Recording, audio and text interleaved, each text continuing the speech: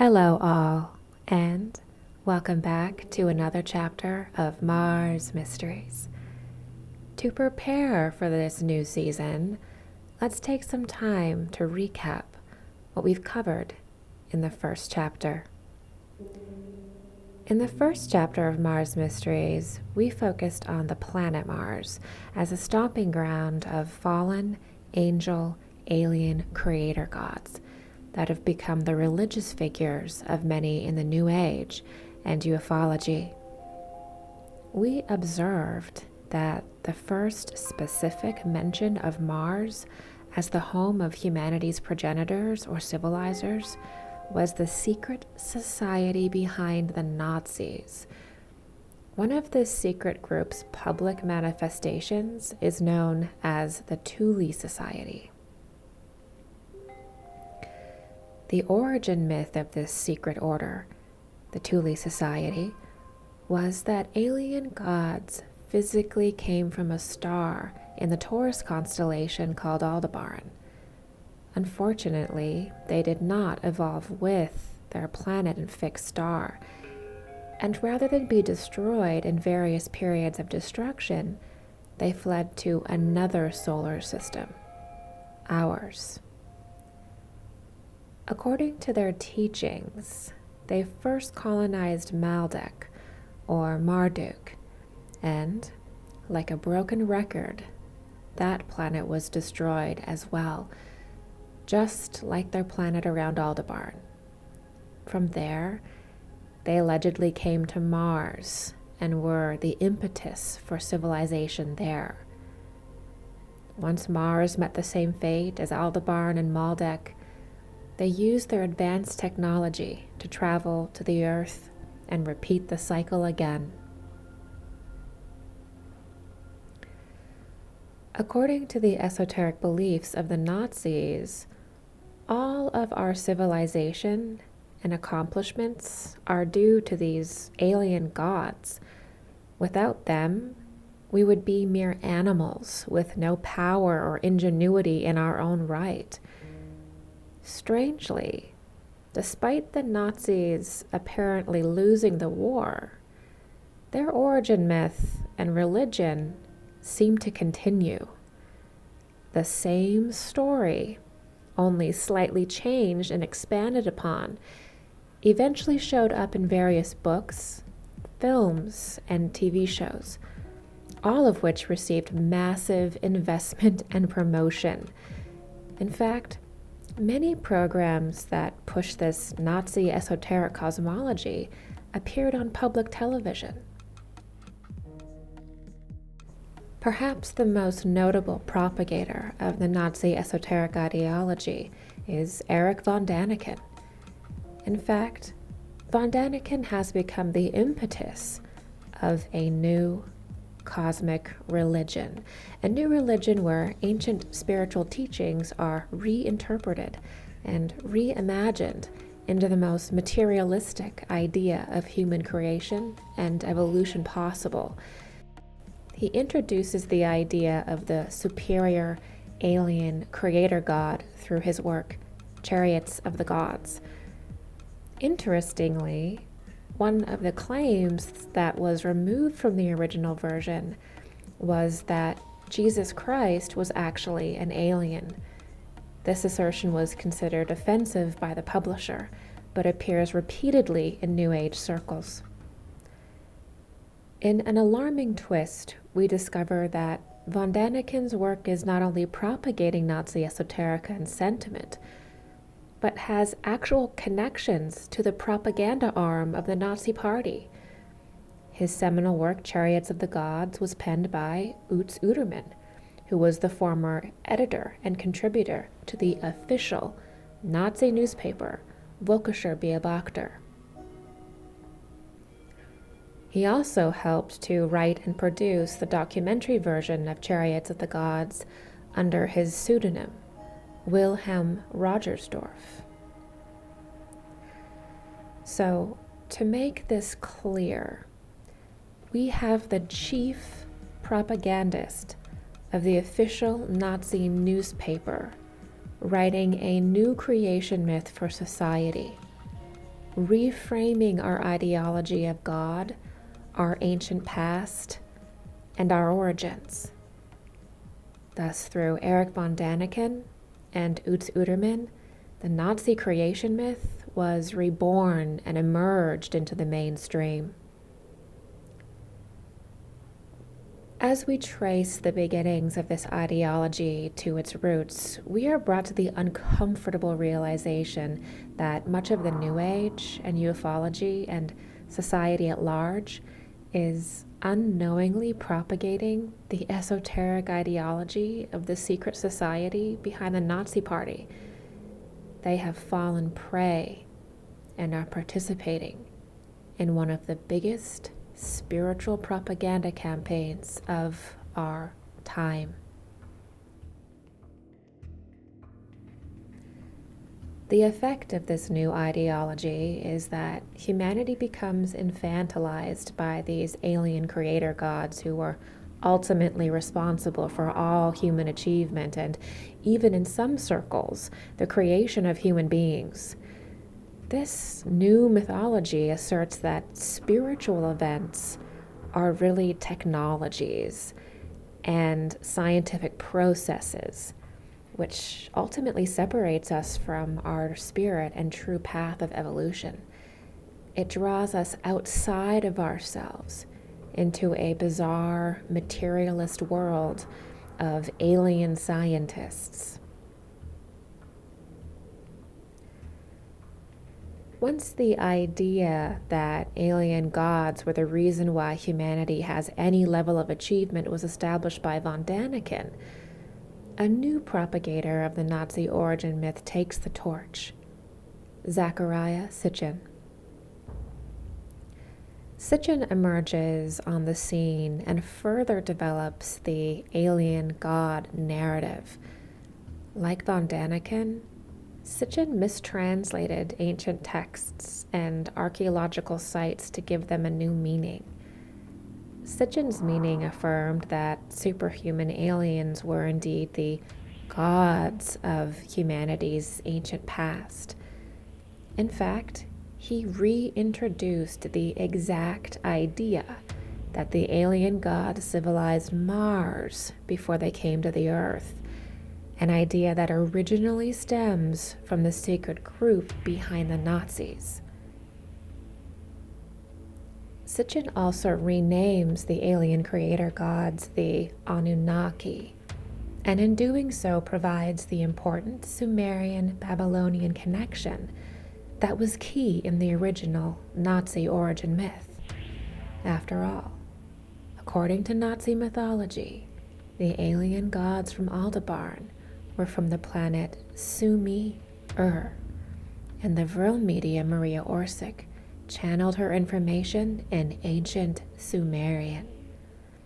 Thus, in Sitchen's work, we see the precise blending of Nazi esoteric tradition and von Daniken's ancient alien hypothesis.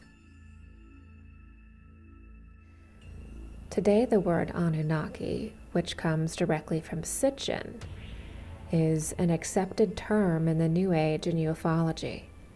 Most people have no idea its parallels to Nazi esoterica.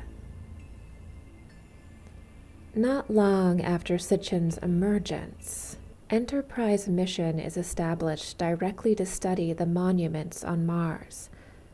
Of course, many of the books and lectures of the scientists of Enterprise mission are not simply sharing scientific data. There is plenty of opinion, hinting, and leading that the civilizers of Mars came to the Earth as well.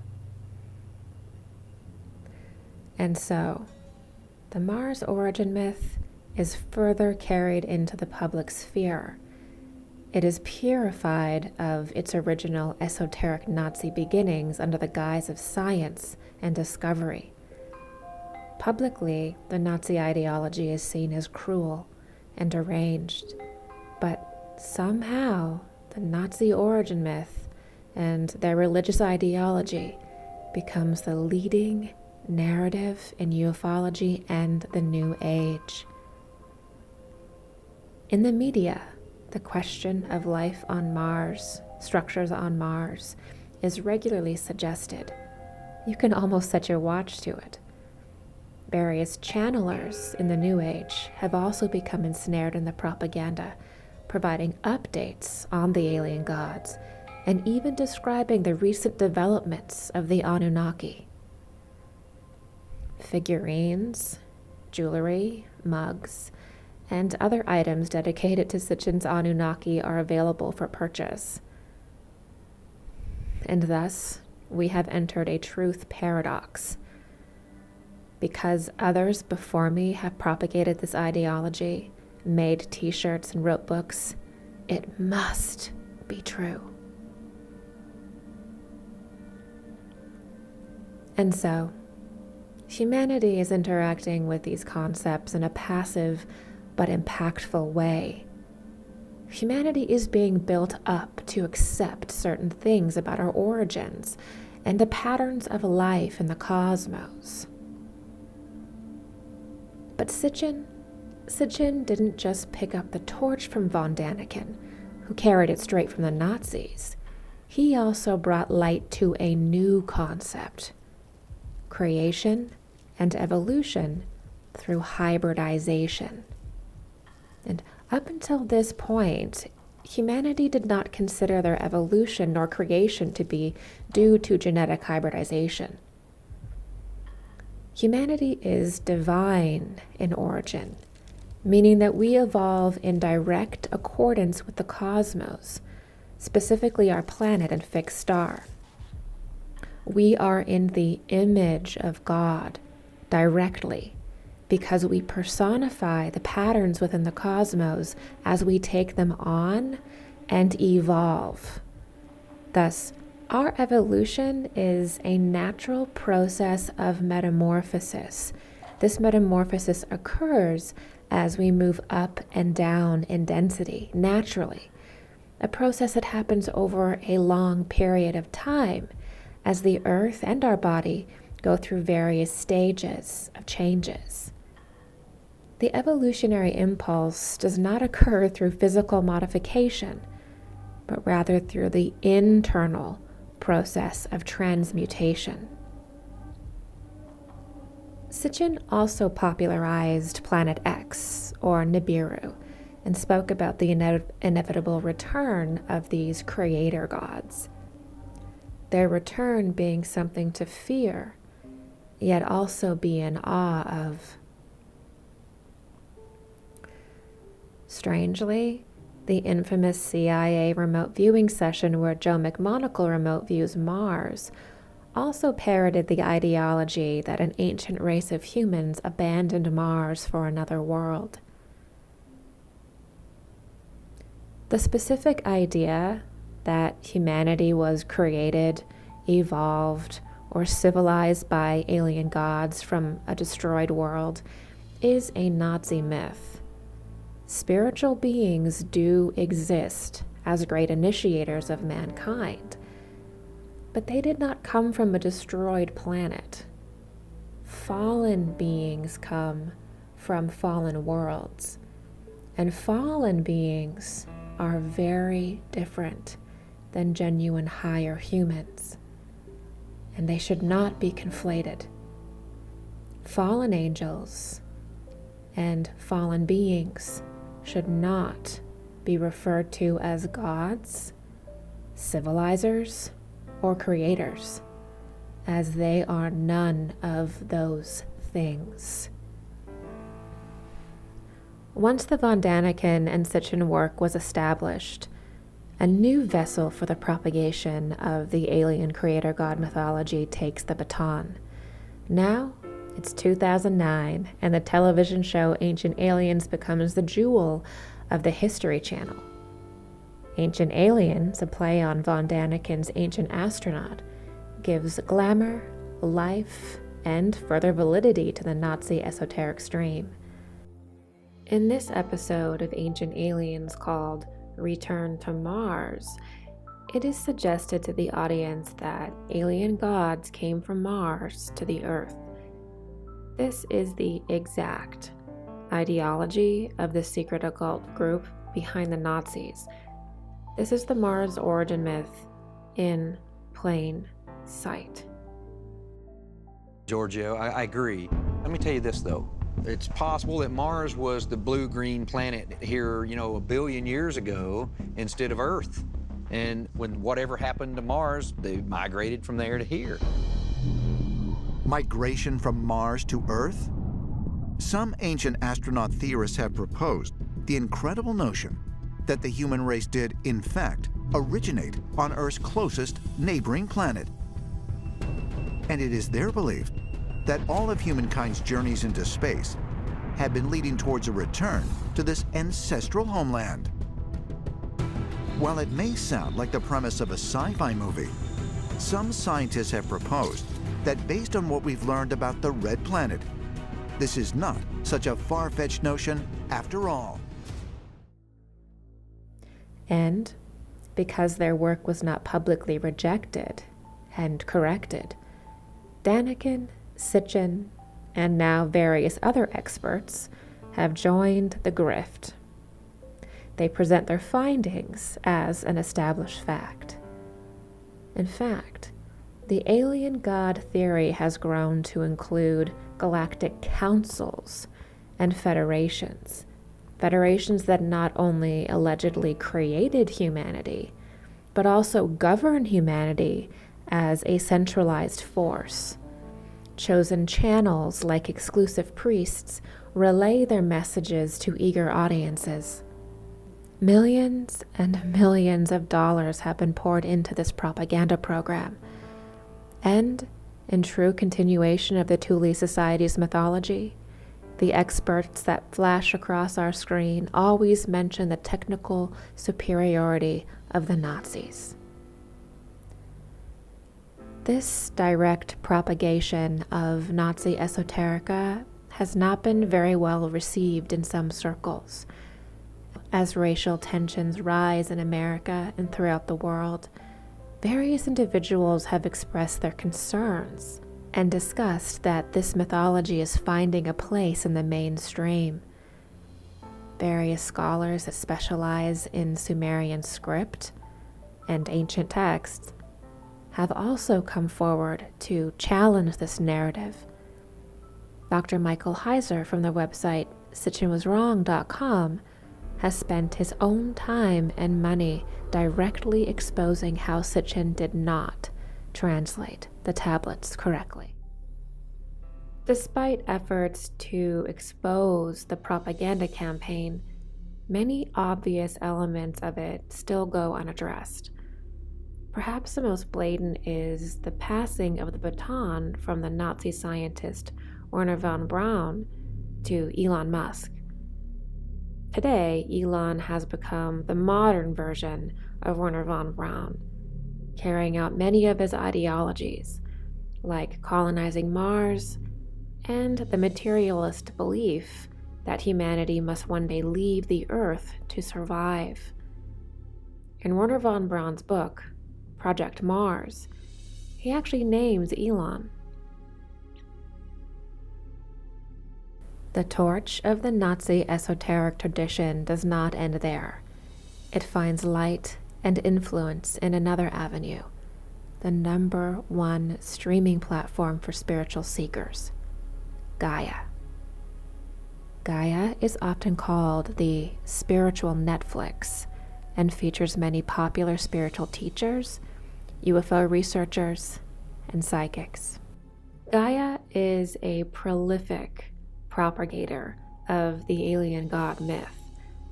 In episode 7, season 2 of the Gaia program Deep Space, called Martian Refugees, it suggested to the audience that alien gods came from Mars and then colonized the Earth. Of course, again, this is the exact origin myth of the Nazis' Thule Society. It is the Aldebaran myth sanitized. The experts in this episode are the same individuals from Ancient Aliens on the History Channel. It is important to note here that it is not that the Earth doesn't interact with other spheres or beings from other spheres. It does. That's how the Earth evolves. The issue with the Nazi ideology is that it only recognizes one evolutionary path of the Earth, the lowest one.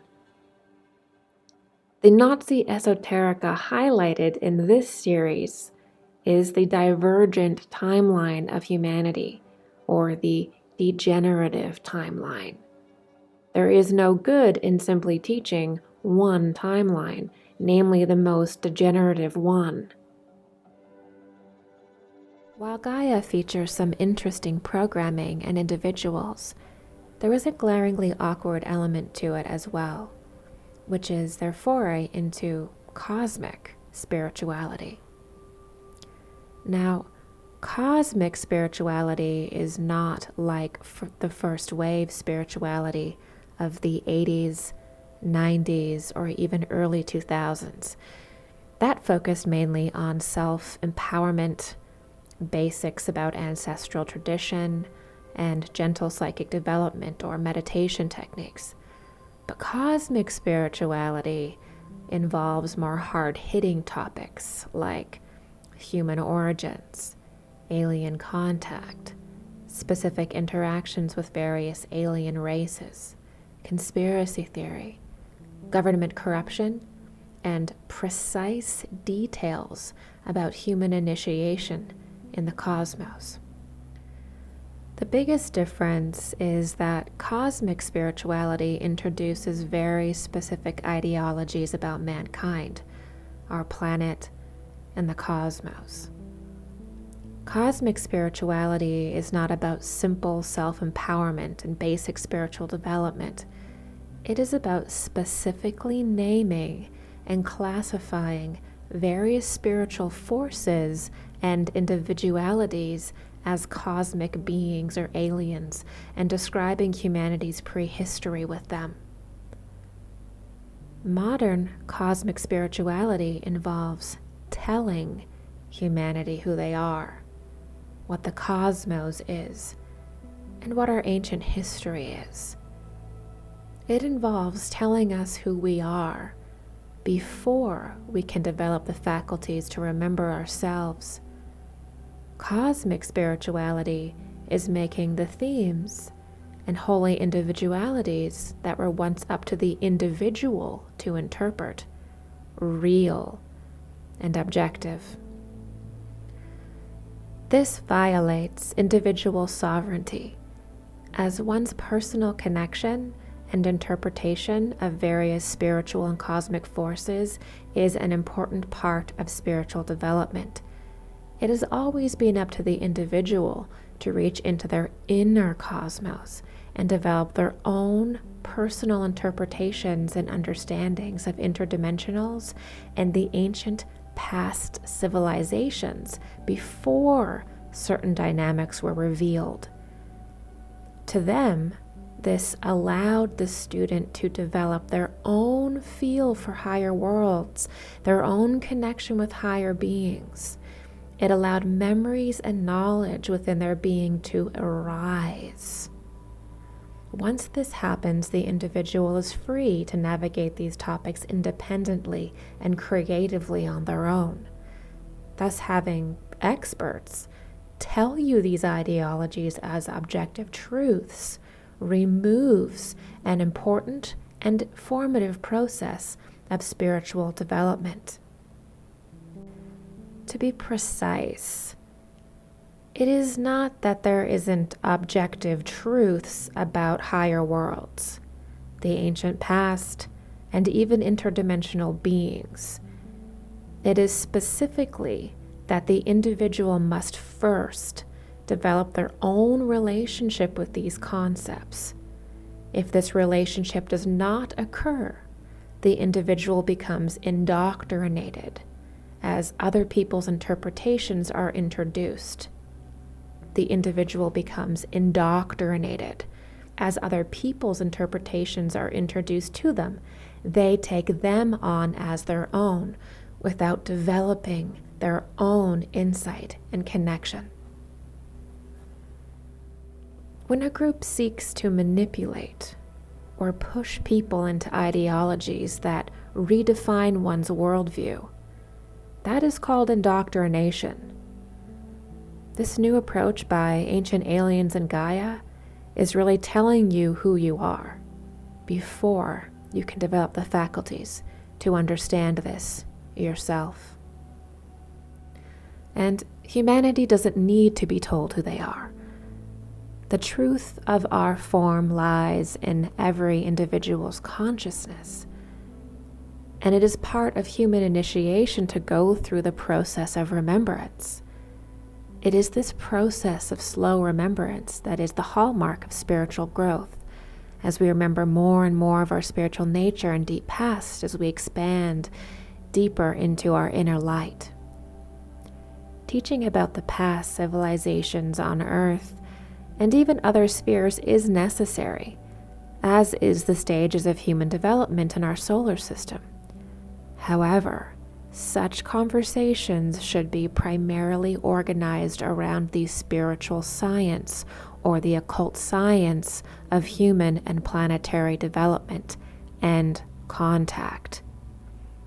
Without this basis, unknowing students are left to simply follow storylines or researchers or gurus for updates or new information because they are simply unable to directly relate to or understand the foundational dynamics of the topic themselves. Where we are now is a rather precarious position.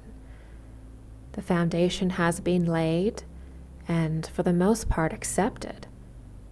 The origin myth and esoterica of the Third Reich of the Nazis has permeated our communities. It's made its way into our minds. And many people propagate this mythology without even understanding where it comes from. Many people who would be disgusted by the Nazis unknowingly propagate their esoteric ideology and thus feed and enable the stream in our world. So, what do? Well, we educate ourselves. First, we become aware that this line of Nazi occult influence exists in our world. Then, we seek to understand it. Not because it's true, not to accept it, but so that we may reject it, not on impulse, not because you have been told to, but because you genuinely understand it.